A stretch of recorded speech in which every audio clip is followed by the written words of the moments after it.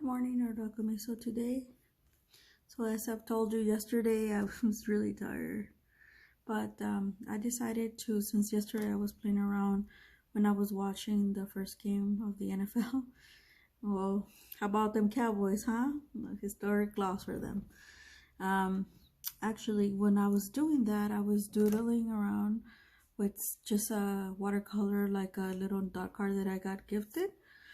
And sometimes when I do that, the things spread on the second page, so I just kind of go with it, and I don't do anything other than just spread around the watercolor, because that's a technique I use anyway when watercolors are new to me, and I tend to watch how they react, and I do that by just plain making them bump around and stuff like that. I'll show you that technique as well, but not today. So I have this watercolor pad, 30 sheets, that I got 100% cotton, that I got from Amazon. By the way, it's still $8. I got it under $9, believe it or not. And I really like the pattern. That's what struck me. I like to do things like that, and actually this is a good money maker. They're called patterns, and you could make money off that. Anyway, I took the sheet off that I was playing around with yesterday, so I got this little sheet. See how when it's like that, I just go with it, and then I use it how I'm gonna, if it was blank, like it doesn't really bother me. This is a technique they use, and hopefully this year I'll be able to scan I have a lot of like this backgrounds that I did last year, and I'm still gonna do probably another 5 or 6 to like get a roundup of 20. And then I actually wanna do a book on Amazon, so you guys could purchase it. Not very expensive, nothing actually over $10, probably like around between the $5 and $8 range. It'll be a physical book, so it'll be full of backgrounds. I'm sure you guys have heard that people like to do reverse coloring. I didn't know about that. I found out until, because let me go back. I found out about reverse coloring through people who do coloring like just normal coloring. And I'm not a pencil artist or anything like that. I have a couple of now collections, but I want to use them on top of my watercolors, especially the Prismacolors. They're so opaque, and they're like paint-like, and soft. But that's where I got the idea. I was like, oh, I'm already doing that because I like to see the flow of watercolors. This is how I test them when I just swatch them out, and then I don't do paintings right away with them.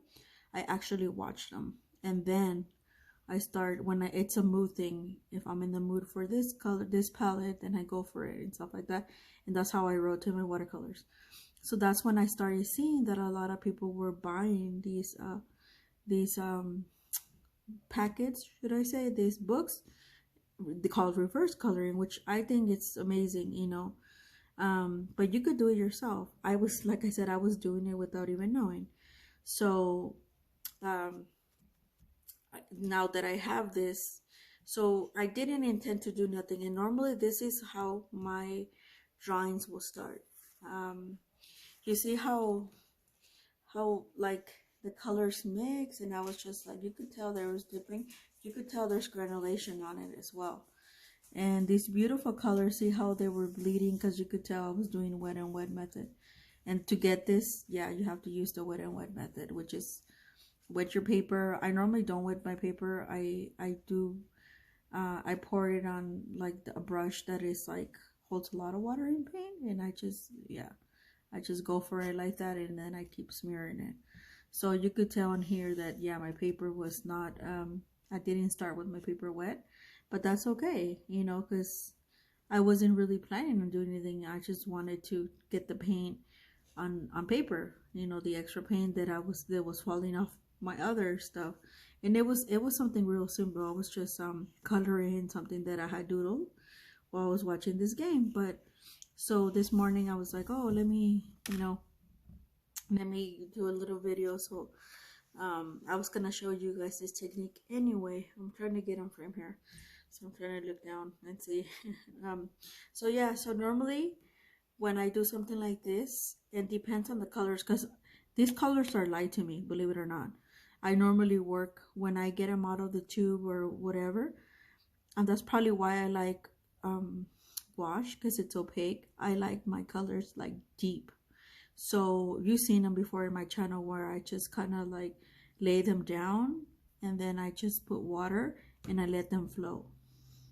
That's why Daniel Smith watercolors are so they're so popular, because they're very strong in their mass format. So are the Mayberry blue.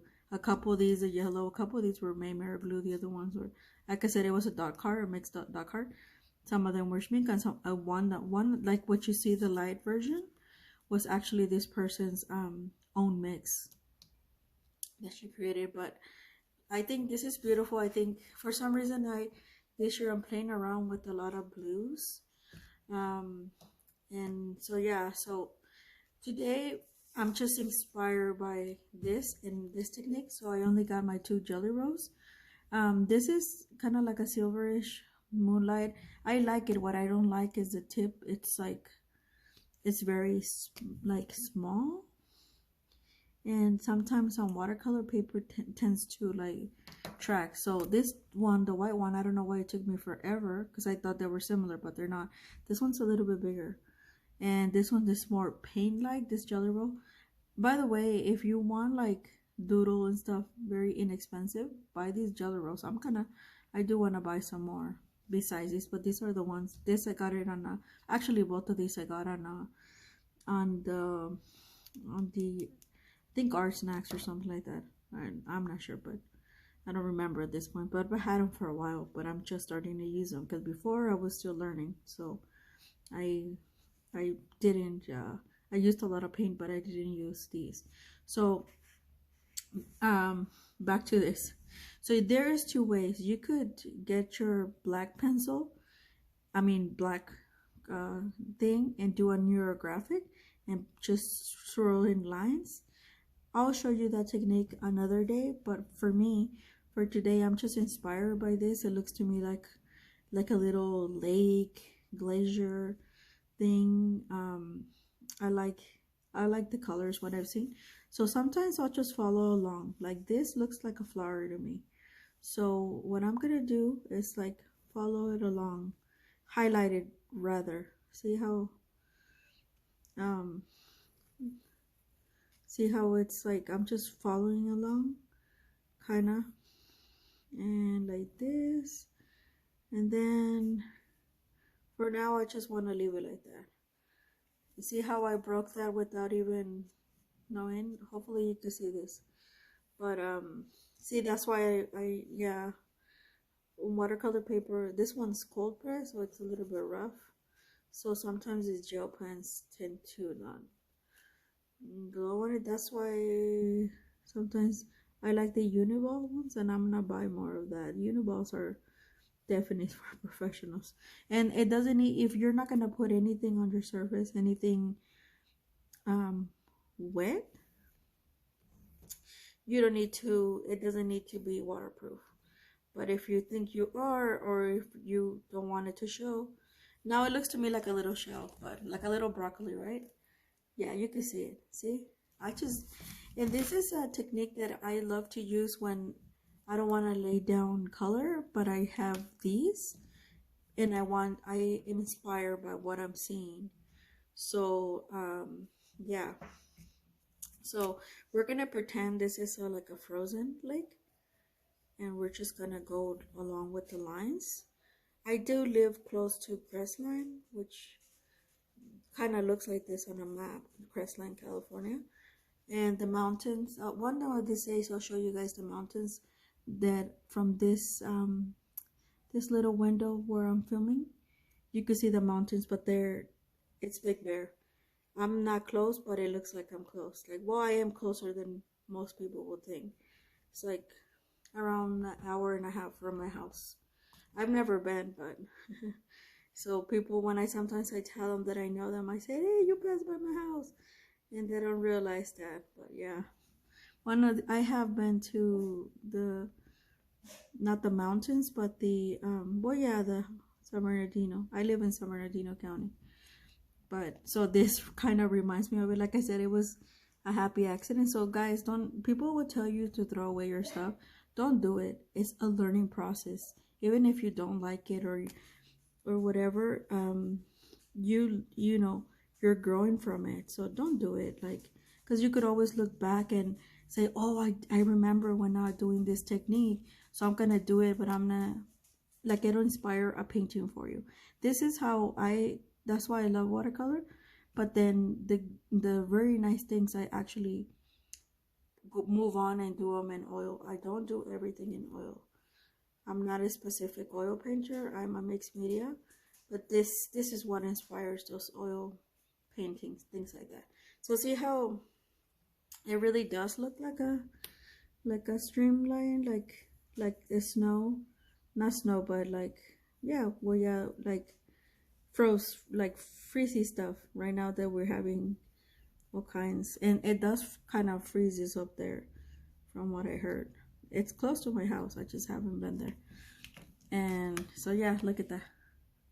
So things like that, things that, like, you know, you could highlight this, and I'm gonna do it in a different color, and kind of like when the streams kind of like fall apart. So this one too, you might think, oh, like, I don't like gray, but in things like this, I do like it, like when it's natural, I suppose. Here too, look. So I'm gonna highlight that, and it's like